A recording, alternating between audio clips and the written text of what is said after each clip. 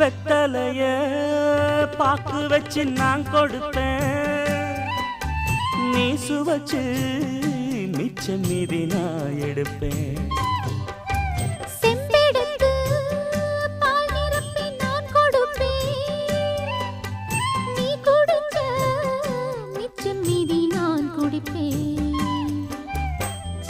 ஒன்னாக சேர்ந்துதான் சந்திரனை பார்க்கணும், உண்டான ஏக்கத்தை ரெண்டு பேரும் தீர்க்கணும்.